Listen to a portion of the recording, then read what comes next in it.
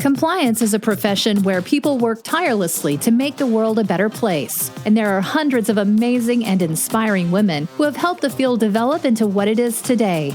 Great Women in Compliance is part of the Compliance Podcast Network, so join Mary, Shirley, and Lisa Fine as they talk with women in compliance who are making a difference. Welcome to the Great Women in Compliance podcast with Lisa Fine and Mary Shirley. I'm Mary Shirley, and Lisa Fine is here with me today for another joint episode, which is customary for us after we come back from one of our quarterly breaks. We hope that you have arrived back refreshed and rejuvenated as we kick off a Halloween episode with a horror story theme. A little bit of background as to how this episode came about, because it's the first time we're doing it as we quite quickly approach our third birthday for the podcast. There was one evening where I was chatting with Diana Trevley, who's a great woman in compliance and friend of the podcast, and I had a story to tell her that was way too lengthy to do a one-finger texting message with. So I sent her a voice message, which Lisa Fine, I think, occasionally gets from time to time as well. If I have something that's overly lengthy, off it goes as a voice message. And Diana's response was, "Oh my goodness, that is a horror story. You should do an episode full of this kind of thing for Halloween for the podcast." So with much gratitude to Diana for coming up with the idea for this episode, we hope and intend that it will be a relatively light-hearted episode. And while many of the things are situations that felt pretty awful at the time, or at the very least eye-rolling, they're the kind of thing that with the passage of time and good humor, we can look back on and laugh about. So without any further ado, the first one is a little story that happened to Maeve O'Neal. Maeve was attending a performance review with her manager and brought up her text messaging. I believe this was a virtual performance review meeting, and texted her husband to say that she hated her job and wanted to leave. Unfortunately, and I believe this is a neuro-linguistic programming thing, her brain was really thinking about her boss, and she texted her boss during the performance review to say how appalled she was and wanted to leave instead of the intended recipient of her husband. I think we've all been on the receiving end of one of these horror stories before. With me, I do it most often with reply all and email. I did it more often in the 2005, 2006 era when it was a little more new to us, doing business emails, or at least for me, as I was just fresh out of university at that time. And I've grown to be better accustomed to checking, but there is nothing like that cold feeling in the pit of your stomach when you send out an email and you know you need to recall it. Lisa, what have you got for us? All right. Well, thanks. I have one in a topic that probably has caused everybody, not everyone, but many people, a lot of angst over time, which is gift cards, dealing with them from a gift and hospitality perspective. And the person who sent in this story was saying how their company had a very strict no gift cards policy, which obviously sales and marketing did not like. And I think this may have happened in a lot of organizations. When COVID hit, leadership realized you have to do some alternative things and that this should be changed. The compliance team counseled against it, but then ultimately basically gave in or agreed that $25 gift cards could be given out at specifically defined marketing events where online participants would usually get a dinner, as long as they're carefully tracking them. So, of course, as you'd expect, marketing immediately put in an order for gift cards, and they put in for $325 gift cards, and then had someone send them out to participants. In this situation, they didn't send out an actual card, but a 9-digit code, and then so that people could get the cards. And when the compliance officer looked to see the records, she was told there were only a few left, which seemed strange to her because 300 was a lot. Long story short, instead of ordering $325 gift cards, the marketing team ordered $300 gift cards, where neither marketing or the person monitoring this had noticed this. And that is one of the reasons that gift cards can be a real challenge. I would also say, from a practical standpoint, use the ones that people can't do it through codes, that you have to send them yourselves if you have to use those. This could be a whole topic for a separate GWIC. But yeah, that would be kind of one of the things you look at, and then you think, oh goodness, do I have to now reach back out to these people because this could be now, something that may not have been permitted. So that was a horror story. Interesting to be a fly on the wall in terms of how they resolved that one, but we do not have the outcome of that, folks. So we'll keep you in suspense as to the various actions that could have been taken. The next one I have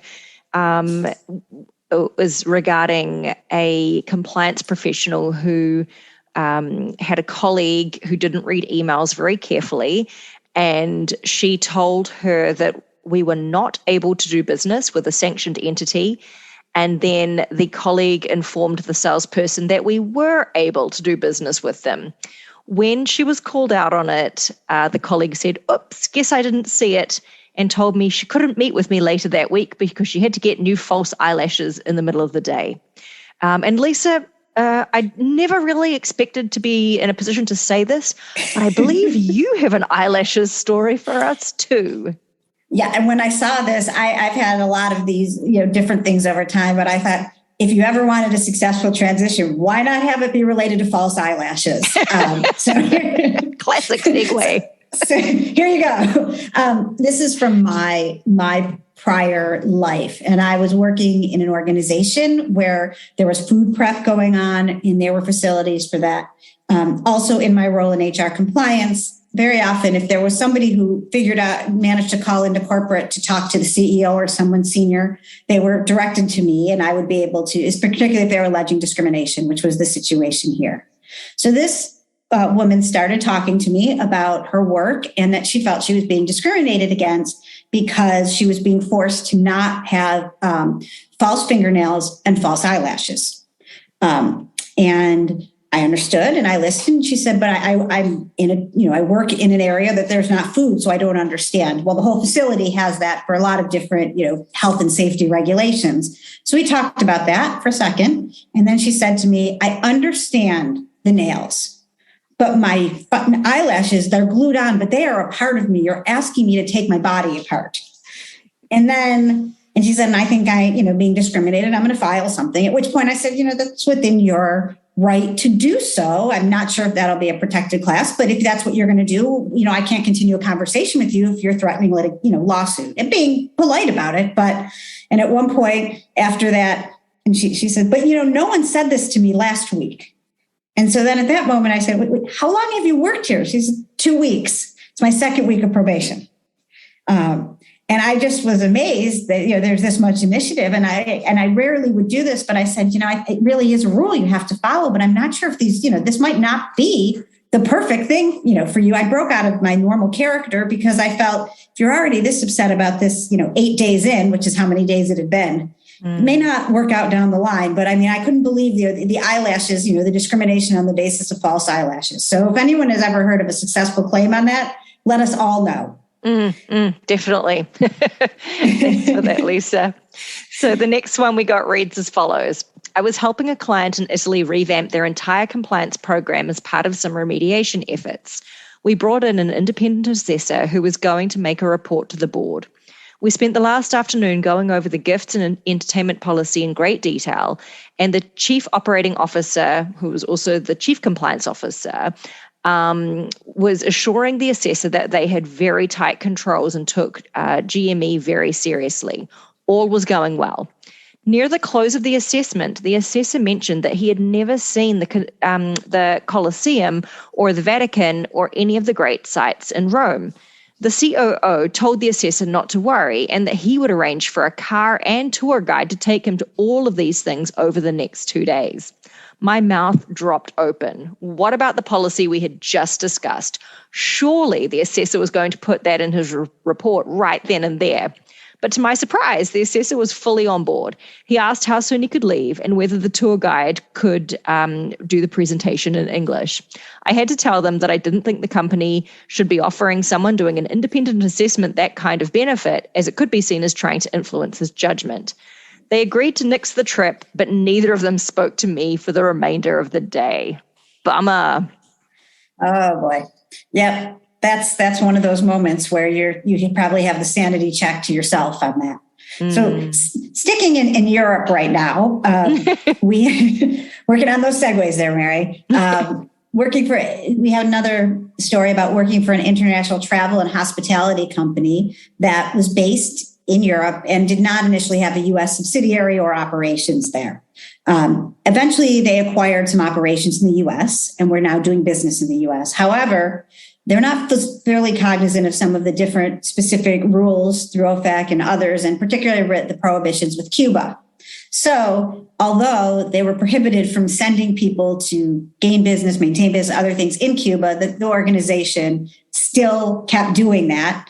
And eventually the compliance department became aware and realized, and eventually they decided they had to self-disclose. It turned into a very, very big deal. And it was something that turned out for compliance team, it was a way of maintaining value and helping out. But it was a very, very difficult lesson, which at the time can be pretty horrific. Absolutely. The next one is about a termination gone wrong. During a meeting where someone's employment was terminated, an employee who was very mild-mannered up until this point suddenly got extremely violent and scary and threatened the person who was leading the meeting. The employee said things like, "If I'm going down, you're going down," and other threats that were considered terrorist threats. That is not the look that you want to have at any point. Always be classy, never be crazy. Lisa. Here's a story about some training surprises. And it was the person who presented in was in China conducting anti-bribery and anti-corruption for training. And the head of the local office gave a great introduction and sat in the front row of the session, and it was showing the sponsorship, tone from the top, and local management, because that can be really, really helpful to ensuring the message is listened to and given proper attention by the local team. But then about 30 minutes through the training session, realized that same local leader had fallen fast asleep with his head back, mouth open, and snoring. And everyone could see it. So as the person did a scan around the room, they were all looking to her to see what this person would do. And as a trooper, continued along with the presentation, but was thinking, what do I do? Do you wake the person up and ask questions? And is that a losing face? Or do you ignore it? And then there's also that moment of, self-doubt of, is it that boring? This is the first time that someone's fallen asleep. And then unfortunately, a couple other people fell asleep in the audience, they followed tone from the top of every lesson we needed to see. And at the end of the presentation, obviously the person was really disheartened, feeling like this trip had been a waste of time, a waste of money and effort. And then, as people were lining up, and somebody asked a question and said, when you were talking about giving anything of value to a government official, I was wondering about something, and the person was in the accounting team and was processing a check payable to a local university for the college tuition of someone. Would that be someone of something of value, he asked. The person, at that moment, their mouth dropped to the floor and thought, this is bad. But then the second thought was, at least there was some value. Someone was listening and awake. Right. So, I really like that one. Yeah, I do too. So. The next one is an allegation of sexual harassment came in through the helpline from a remote location. It alleged that the leader of that office, a male, was creating a hostile work environment and encouraging employees to tell off-color jokes and make lewd remarks about female employees on a regular basis. It was a small office, so there was no dedicated compliance person or legal counsel who could assist with the investigation. So centralized compliance decided to deputize the local HR person, who was a woman, to conduct an initial investigation so that they could utilize their local language skills to determine whether or not an outside investigator would be required. The HR partner ran the investigation and kept the team up to date and reported that she found no evidence of any type of harassment. The case was closed as unsubstantiated. About a week afterwards, another complaint came through the hotline about the same location. And this time, the allegation was that the local HR person, the one conducting the investigation, was having an affair with the head of that office, the same person she had just investigated. So they decided to immediately bring in outside counsel, which was a local law firm that had been used for general legal advice about conducting business in that country previously. The outside lawyer ran a full investigation that confirmed the alleged affair, but he too issued an investigation report saying that there was no evidence of any type of harassment, only the consensual romantic relationship. So for a second time, the matter was closed as unsubstantiated. A week later, a new complaint came in through the helpline about that same location. And this time, the caller alleged that outside counsel was in fact the brother-in-law of the head of that office, the same man who was accused of harassing female employees. So, folks, we must be very wary of using local employees to investigate other local employees and make sure that we run conflict checks and due diligence on all outside counsel before we use them as investigators. Lisa, back to you. Wow, that is just amazing, actually. I'm wondering how large of a town we could be in.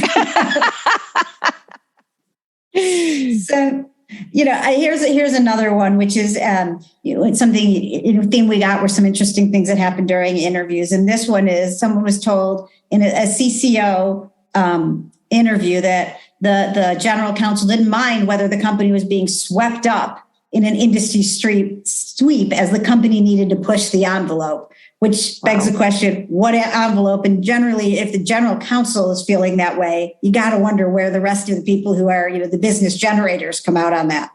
Is there even an envelope? So that is edgy. Yeah. So Mary, what about you? Another one we got, this is in the hiring process. Fantastic, looking out for red flags here, not just when, we're the ones being interviewed as candidates, but of course, whether we want to come join these companies. Another general counsel for another CCO role told our submitter that Sarbanes-Oxley does not apply to their company, as the company had its headquarters outside the US. Ruh-roh. That's not good. Sort of, it's similar to when people say the opposite. Well, we're mostly in the U.S. Why would the UK Bribery Act apply? Right, exactly. Yeah, all that good stuff. Exactly. And we get the opposite too. When I was living overseas, I don't understand why the FCPA would apply, and so on. Yeah. So do you have any horror stories? I do. Thanks for asking. So my horror story actually is a horror story that converts to a fairy tale ending. We are going to go back in time to around about late 2014, early 2015. I was looking for a new job, and it was with a biotechnology company headquartered in California. And so some of the people that I interviewed with traveled to Hong Kong, where I was based. And then there was another interview after that with a gentleman in the US, and it was a telephone interview. So I dialed in a little bit early, as I'm prone to do. What happened was that there was a larger number of people on the call than anyone had been expecting. And what I quickly realized that I'm pretty sure the interviewer took a minute to put together, but someone else realized as well, is that the last two, the two people in contention for this role, they'd accidentally scheduled us at the exact same time. And so I was in the call with my competition, and her identity was revealed to me. My identity was revealed to her. The interviewer took a moment to piece things together, and eventually we ended up having our interviews separately, thank goodness. And this role turned into a ghost story. Very apt for Halloween, despite the fact that I'd gone all the way through the process. The way I found out that I was runner-up and didn't get the role was that I was chatting with a recruiter that I was friendly with about 7 or so days later. And he said, "Hey, Mary, did you hear that so-and-so's role has come up available at X company?" And because I knew her name due to the privacy, the lack of privacy, if you will, from the call, I knew that I'd lost out on the job. And to this day, I'm still waiting for them to have the courtesy to get back to me to let me know that I didn't get the job. Of course, that will never happen. But the fairy tale is that the very next job that I applied for was for Fresenius Medical Care. And I ended up being hired, as many of you know, by Mark Stanley, who's been a fantastic mentor and sponsor for me. Had that particular road not turned up in my crossroads as it did, not only would I not necessarily be where I am today, which I'm very proud of and happy to be here, including in the United States, living my American dream, but quite possibly I may not have met Lisa, and the Great Women in Compliance podcast may not have ever come into fruition, or at least not in this format. Well, it's so funny that you said that, because I was thinking the same thing as you were telling that story. I'm thinking, but wait, things happen as they're meant to be. Yeah. My first compliance friend might not have been Fresenius. Does that mean she would have still done that presentation where exactly? And I think that is, a life interesting thing for all of us a little bit, is that these things that seem so, big at the time, it's not always that there's always the fairy tale, but there is a fairy tale, and there is, I believe, in a little bit of a meant to be. Lisa, I don't believe that everything happens for a reason, but I can say that I have found that every time I have been rejected for something that I thought was going to be good, without fail, I have always been able to make space for something better that's come along. So I have found that to be true. And if anyone is sitting here suffering a disappointment right now, you never know what is around the corner and how much more sparkling and beautiful and what a great future it will hold for you. Or, different. I mean, I think we were talking about that earlier. There's different paths that I think many of us never thought we would end up taking that turned out to be excellent. It's hard to see that at the time. Which has absolutely nothing to do with the last horror story that I'm going to share with you all, but it is actually one of my favorite stories from my prior employer at GWIC Gourmet. And it was all in the news in India. So it's all right that sharing this. But several years ago, as we had revamped values and we're working on this project, we had all these different things. There were, a lot of people that were in different locations all over the world. So we had a lot of time doing, and people all had their IDs and things on lanyards at the time. I mean, and so one of the things we did, and people, really liked them, were these lanyards that you were the values lanyards. And, someone would start their first day, and instead of getting one that said GWIC Group or GWIC Gourmet, it had our values. And it really is one of those things that turned out, these low value things that turn out to be really successful and people really liked. Sometimes you just don't know. Now, we were having challenges, in distributing them all over the world. What's the best approach? They get ordered from a different place. So one of the countries we weren't real sure what was happening with them was in India. So, and I, of course, was getting questions about tracking or other things, all the glamorous parts of this. And particularly, have they been distributed in India? And I said, they claim yes. I haven't seen the numbers. So anyway, just put that part of the story to the side for 1 second. At the same time, we find out that there was a legal issue or a case where 2 people were arrested in one of the India facilities. And what they were doing, I don't remember where this article was anywhere, but they apparently were taking bars of gold. They were gold smuggling. So it wasn't anything, two kind of rogue employees put them under seats. They brought them in on an airline catering cart, put them under different seats, balanced it out. And then when they flew in, I forget where, somewhere in the Middle East, somebody else who worked with them would come, pull the cart out, get the gold. Do whatever one does after that. Not exactly clear. So you may be wondering how these two things would work together. So I get the media article on it one day on one of the things, and I was able to call the chief compliance officer and say, I have some good news and some bad news. The good news apparently is that, this smuggling ring has been broken and, these things have happened. And obviously, it was pretty clear from that it wasn't related to our organization. These were rogue employees. That we knew right away. That was the good news. The bad news was they got their mugshots and they wore their lanyards. So I was even better news, was able to confirm, however, that they were clearly distributed in India, although I don't actually think anyone was thrilled about having the lanyards, right on the front page of this media article with these 2 men in their mugshots with, integrity and accountability right there. So just what you can say, at the time, it was one of those, you put your head in your hands and you laugh, but that was one of our true horror. It was a horror story, but it was one of those things where you could even laugh at the time. But no one really asked me about counting the India lanyards again after that. Oh, so. I love that. Good one, Lisa. Thanks for sharing.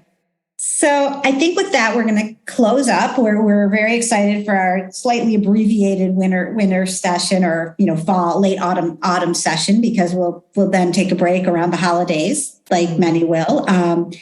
But with that in mind, again, thank you all who submitted it. Thank you to those of you who listen all the time. And I just want to reiterate one thing that Mary had mentioned at the beginning, which is we received some other things that were true horror stories and really heartbreaking, and people that were kind of calling out about things that have happened, particularly related to some other ghosting things or some retaliation that they'd suffered or things in their departments.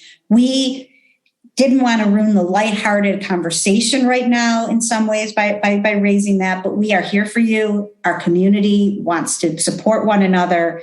And the heartbreak of what people are going through just makes you think a little bit more about what we're all going through in the big picture. And I know Mary and I both say this a lot and think about it a lot, but, be kind to everybody, with the grace. We never know what everyone's battles are. And they're not always the lighthearted or the things that you can kind of look back in retrospect and grimace a little bit. But, I think that we both wanted to share that as well. Mary, and I think that cover story for you came out on that too.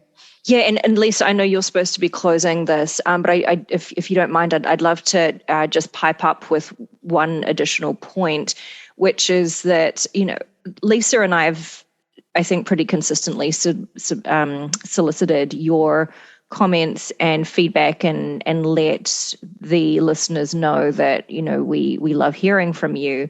And just this last week, Lisa and I received what I'm going to loosely call fan mail. And I hope you don't think I'm arrogant, dear listener, for saying that.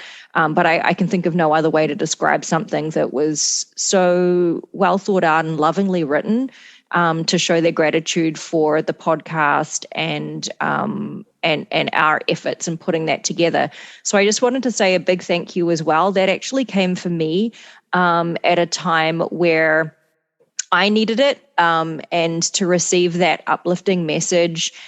Please know that we read everything that you send us, and it really makes a difference to our day. So thank you for your kindness that helps us get through some of the less smooth times in life as well. Yeah, so I guess, and also, yes, thank you for showing us as grace on those things too. We're figuring it out like everybody is, but we also wanted those of you who've reached out with things that are very heart-wrenching to know that they matter, as do these things that will brighten up our days on that too. So with that, I really do hope that everybody has a spooky Halloween that's fun with good candy or whatever people will do all over the world. I have some excellent dog Halloween photographs, but I won't torture everyone with that. But on behalf of Mary and on me and the Compliance Podcast Network, so thank you all so much for soliciting, being a part of the community, and I hope everybody has a great day. Thank you. Thanks for joining us for this episode of Great Women in Compliance. We hope you'll join us in honoring the great women in the compliance field by subscribing to this podcast and leaving a review.